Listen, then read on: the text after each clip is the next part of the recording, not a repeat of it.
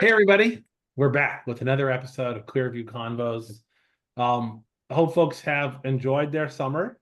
We're just now through the Labor Day holiday. Obviously, we're filming a little bit ahead of that, so we'll be a little more relaxed by the time this launches for everyone. But excited you guys could join us again. Today, I'm thrilled to be joined by Lee and Alex Lehrman, who do a lot of the work that we as a firm practice in late-stage commercialization, launch readiness, go-to-market strategy. They've got a new white paper just dropped in parallel with this convo, talking about what does that good actually look like and how do you actually ensure you're optimized for success in bringing a new therapeutic to market. And really what's important is what are the things you always have to do and what are the things that are tailored to the therapeutic area and the asset itself. So we're going to dig into some of that today, but I'll pause and let them each introduce themselves. Jess, do you want to go first? Sure. Hi, everyone. My name is Jessica Lee. I am a partner at ClearView out of our San Francisco office, and I lead our Launch and Commercialization Center of Excellence.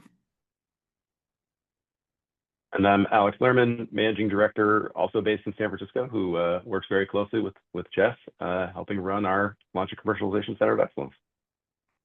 Fantastic. I appreciate you both taking the time. So this white paper, you guys sort of set out to distill some of the truth from noise in terms of what actually matters to invest in and get right in the launch and what doesn't. So tell me a little about the origin. Like, how did you guys pull the thesis together? What prompted this, and what can I expect as I dig in? Yeah, that's a great question, Sam. So we've been doing this a long time, and we make recommendations to our clients on a daily basis as we work through launches with them. And we thought to ourselves, let's take these recommendations. Let's go back to some of those clients, some of those commercial leaders who've been in the industry for 20, 30 years, and pressure test those ideas. And we ended up doing interviews with about a dozen executives across the biopharma space to really talk to them about what we see as the critical success factors for launch in today's pharma world, and whether that lines up with what they'd learned over their time, leading companies and launching products. And really what we found was, for the most part, the recommendations that we make on a day-to-day basis were validated through these conversations. Yeah, I think overall what we found, and we talked to executives and chief commercial officers and leaders that have launched at both like large, big pharma, as well as like first product launches, small biotechs, mid-size. And across all of them, we found there's like no shortcuts. There are the standard launch activities you have to do, and you have to do them right. There's not really a way to kind of like skip it because you already have worked in this space, or to kind of jump beyond with like new innovative tools. It makes sense. Maybe a follow-up question on that. I know in the white paper, you sort of lay out the general framework of where you need to spend time, energy, and don't. You utilize rare disease as sort of like an example to sort of highlight there might be the same things that need to be done for any launch, but the adaptations that are required are really significant. I guess maybe a question in two parts. One, could you give us an example of sort of like what is an activity that is common for all launches, but unique in how it's tailored for a rare disease? Yeah, I think so. I think one of the things like that every company that launches needs to focus in on is making sure you're getting the right team and the right set of individuals, both at your home office as well as in the field. And when we were talking to our executives, it was very clear like that what is the right team includes not only experience in the therapeutic area, also experience, it could be experience with like the KOLs or with understanding the functional matter, the functional expertise. So really having like a broad set of experiences, and then being able to figure out how to navigate the internal policies and processes as well.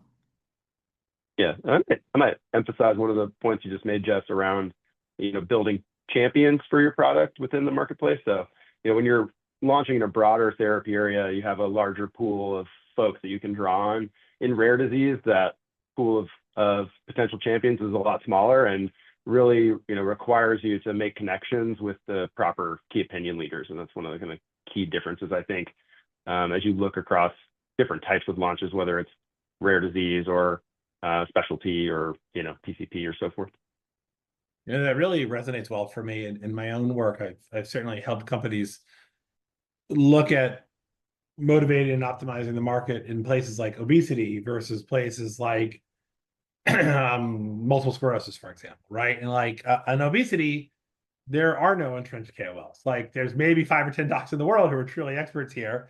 They're all heavily involved with 1 of 2 companies at present. And so, sort of like a forward-looking lens of how do you actually build and define what the therapeutic area should look like, needs a tailored approach and a different set of expertise than somewhere like MS, where, the MS neurologists within multi-neurology practices are hyper specialized, and even trying to port over someone who's like been great with a rheumatologist into a nephrologist office, it's not going to work. And so I think it's really clear to me and how you have to think through that. Maybe a question too, I hear a lot of people talk these days about, oh, we're really disrupting the commercialization model. There's all these incredible things we can do with data. And it's very true. I've seen some really powerful examples, but does that let us cut corners on some of the historic blocking and tackling? I would say absolutely not. Right. Like, yeah, and Jeff made this point really well earlier. You have to there's a standard set of things that you need to do for a launch to be successful. And not only do you need to do them, but you need to do them well. And I love all the data and the tools and the technologies that are allowing us to more effectively target customers.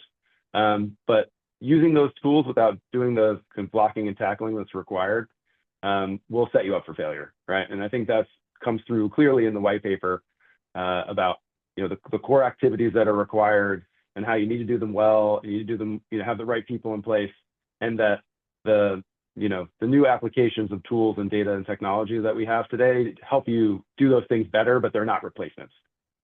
I think that's a great point. And one of the topics we looked at with rare disease is, if you've worked in rare disease, you probably know, like, finding the patients was really challenging. And historically, it was kind of a almost brunt force effort. If they weren't going into the COEs and already kind of there, you had to try to figure out how to find them. Obviously, in the last decade or so, we've really expanded a lot with like data, claims, and being able to like leverage claims data to look into patient journeys and helping to find patients. And as we're continuing on, I think, Sam, you alluded to like how we're evolving and these different innovative technologies. Like, as we're continuing on into the future, these technologies are going to continue to evolve and be useful in helping to accelerate the ability to find patients, segment patients more, and as well as our physicians and our other stakeholders. But to Alex's point, like, it can accelerate certain portions, but you still need to make sure that you're doing like the ground, like the basic work to understand those patients and understand those different segments. So it can facilitate and assist, but it's not going to replace. Well, that makes a lot of sense. I mean, this one is interesting. It brings up your points around you still have to do the hard blocking and tackling, and the points around you really have to understand the nuance of the therapeutic area and the prescribers that you're launching into, and that there's not. I remember it was a lifetime ago now, but for myself personally, I happened to work a lot in the IPF field when OFEV and ESRT were being launched in parallel, and Roche and Inta took a very traditional rare disease approach of closed formulary, ILD COEs. We're going to hammer these patients. They had a ton of patients on commercial drug day one. BI saw very clearly that with HRCT distribution, they could take the fight to their broad pulmonology community footprint where they were already dominant. They did so quite swiftly and effectively, ended up dominating that market. And today you could even argue, is IPF and ILD broadly even still rare anymore? So I think that's where this point's really, like, if anything, I would say, is it fair to say that the more there's things you have to do no matter what, but the more you do them in a cookie cutter way, the more you create blind spots. And that's true both for the teams you build internally and the third parties you bring in to help support.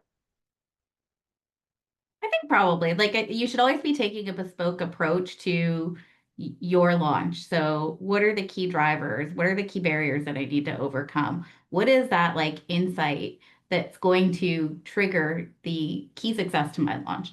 And so part of this, and we talk about this in the white paper as well, is like, it is really important to start your planning early, to plan out the activities that you're going to need to do. And there are a lot of insights gathering activities that do need to happen that will inform your strategy. And along the way, to your point, Sam, like, as you learn those things, you should be refining your strategy such that you are incorporating those insights and you're able to come up with an innovative, bespoke approach to something that is, standard blocking and tackling. Makes a lot of sense. I know we're close on time. One last question then for you both. Obviously, as I said earlier, the field has had a lot of disruption in recent years. Certainly, COVID turned our promotional world upside down for a couple of years when we were all remote. And then, even now you look at what's happening in a place like obesity, and novel direct-to-consumer commercialization models are emerging. If you try to put on a forward lens, let's assume that the clients we're helping have done the blocking and tackling, they've done the hard work, field forces prep with the right messages, KOLs are primed with new guidelines coming, products being ready to launch. What are the most disruptive, forward-looking things that, in your opinions, are must-haves in a novel launch effort? I do think we're going to see more precision targeting. So I had mentioned earlier, like, how do we use claims data and data analytics to help inform like our segmentation, our referral pattern. But as we think about like launch and promotional efforts, we're already seeing like leveraging of claims data, but also consumer data to help to conduct precision targeting of your patients as well as your physicians, being able to meet them where they are. We're also with like the, I would say like increase of GLP-1s and obesity and direct to consumer marketing. We're seeing more of that as like a considered, should I be thinking about a cash pay market? Should I be thinking about a DTC, like direct to consumer delivery approach? And so I think we're just going to see a greater influx of DTC overall as well. And then lastly, there's the importance of the patient it's not a new thing, but it's been increasing more and more. And I think we're seeing more patient advocacy groups come up and making sure that we're keeping that functional group top of mind as we go into launch, particularly when we think of rare disease and how important those are. Fantastic. Makes Yeah, sense. well said, Jeff. So guys, I appreciate the run through on this. Maybe in closing, I think we've covered most of what we wanted to. Any parting thoughts? Maybe Alex first, and then Jess. There's like, if there's one thing you could encourage folks to take away as they think through their own launch, what would it be? Yeah, I guess maybe I would say it was very heartening to have the conversations as part of the research for the white paper and have it, validate our recommendations that we make to our clients, and really confirm that you need to take the, kind of the core activities of launch, do them correctly, and then use the new data and technology and tools that we have available to us to augment things.